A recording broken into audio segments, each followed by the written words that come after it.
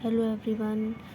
Today we are going to discuss another topic that is erythropoiesis. Erythropoiesis means RBC का formation. इसको define कैसे करेंगे? It is the formation or it is the process of origin and development and maturation of erythrocyte, यानी कि RBC का origin, development and maturation उनका erythropoiesis कहलाता है. अब साइट ऑफ एरिथ्रोपोइसिस एक फीटल लाइफ में होता है, इन्फेंट में और एडल्ट में. फीटल लाइफ में 3 स्टेजेस में होता है, मीजोब्लास्टिक, हेपेटिक एंड माइलॉइड. और इन्फेंट में up to 20 years red bone marrow और एडल्ट्स में membranous bones. Mesoblastic mesenchyme of yolk sac, hepatic liver cells, myeloid red bone marrow. Process of erythropoiesis. Now we will discuss how erythropoiesis becomes. Haemopoietic stem cells bone marrow में जो होती हैं वो हमारे blood की सारी sales को develop करती हैं. कोई भी स्टेम सेल से जो डेवलप हो रही है हीमोपोइटिक सेल, वो ब्लड की सारी सेल्स को डेवलप कर रही हैं. और uncommitted pluripotent haemopoietic stem cells जिन्हें हम UPHSC भी कहते हैं, जो कि all type of blood cells को ओरिजिन देती हैं, give rise to all type of blood cell.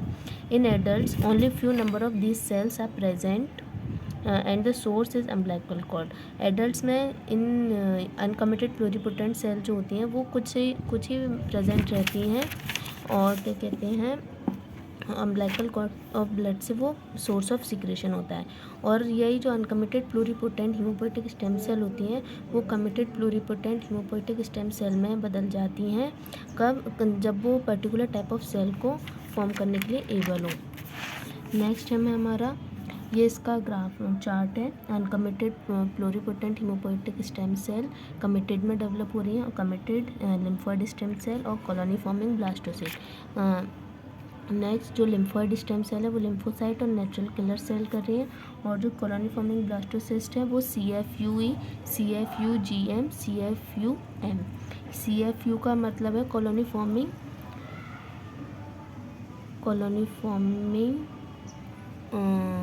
Unit, colony forming unit E, colony forming unit GM, colony forming unit M. Colony forming unit M जो है RBC को form करती है. Colony forming unit GM granulocytes यानी कि neutrophil, basophil, इजोनोफिल और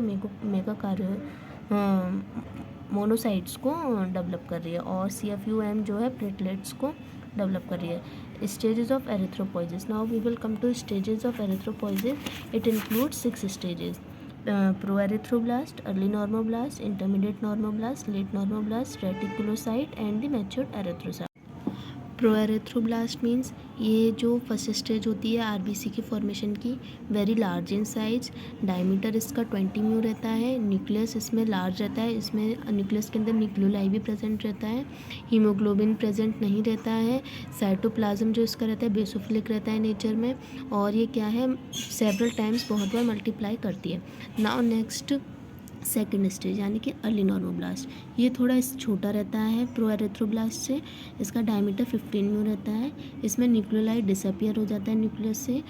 इसमें क्या है condensation of chromatin network occur होने लगता है. साइटोप्लाज्म बेसोफिलिक होता है नेचर में. Now we will come to next stage that is intermediate normoblast. Intermediate normoblast means इसमें जो सेल का साइज रहता है थोड़ा सा और छोटा हो जाता है, डायमीटर जो रहता है इसका 10 to 12 म्यू रहता है, न्यूक्लियस स्टिल प्रेजेंट रहता है, इसमें हीमोग्लोबिन स्टार्ट्स अपीयरिंग, यानी कि हीमोग्लोबिन थोड़ा थोड़ा स्टार्ट अपीयर होना हो जाता है. साइटोप्लाज्म रहता है both acidic and basic state, because haemoglobin appear हो जाता है तो उसकी वजह से साइटोप्लाज्म एसिडिक बेसिक दोनों स्टेज में आ जाता है. और इस स्टेज की सेल को होते हैं पॉलीक्रोमोफिलिक एरिथ्रोब्लास्ट. पॉलीक्रोमोफिलिक एरिथ्रोब्लास्ट कहते हैं. नाउ फोर्थ स्टेज इसकी है लेट नॉर्मोब्लास्ट, यानी कि इसका डायमीटर रहता है 8 to 10 mu. Ink spot nucleus रहती है, यानी कि इसमें न्यूक्लियस धीरे धीरे गायब होना स्टार्ट कर देती है, और disappearing of nucleus is known as kinosis. Disappearing of nucleus is known as pyknosis. And ink spot nucleus रह जाती है, और हीमोग्लोबिन कंटेंट जो रहता है वो इंक्रीज हो जाता है. साइटोप्लाज्म जो है ऑलमोस्ट एसिडोफिलिक हो जाता है, और इस स्टेज की सेल को हम कहते हैं ऑर्थोक्रोमिक एरिथ्रोब्लास्ट. और नेक्स्ट स्टेज है जो हमारी रेटिकुलोसाइट है. एज द टर्म रिफर्स, इसमें क्या है रेटिकुलम प्रेजेंट रहता है, रेटिकुलर नेटवर्क प्रेजेंट रहता है. इसको मैच्योर्ड आरबीसी भी कहते हैं. It is the stage just before the matured RBC. Slightly larger than matured RBC, matured RBC से थोड़ी सी लार्ज रहती है और due to presence of reticulum the cell is called reticulocyte. Matured RBC क्या होता है? मैच्योर्ड आरबीसी यानी कि प्रॉपर आरबीसी जो एक हमारी बॉडी में प्रेजेंट रहती है। रेटिकुलम डिसअपियर हो जाता है इसमें, सेल बिकम मैच्योर्ड आरबीसी और ये बाइकॉन्केव शेप ले लेती है। जैसा कि हमको पता है आरबीसी का शेप बाइकॉन्केव रहता है, जो कि बहुत सारी चीज़ों के लिए इंपॉर्टेंट है। इसका डायमीटर 7.2 म्यू रहता है और proper amount of haemoglobin appear रहता है इसमें, और इसमें क्या है, न्यूक्लियस एब्सेंट रह जाता है। और ये जितनी भी ऊपर की जितनी भी प्रोसेस है 6 स्टेजेस हैं, ये 7 डेज में कंप्लीट होती है।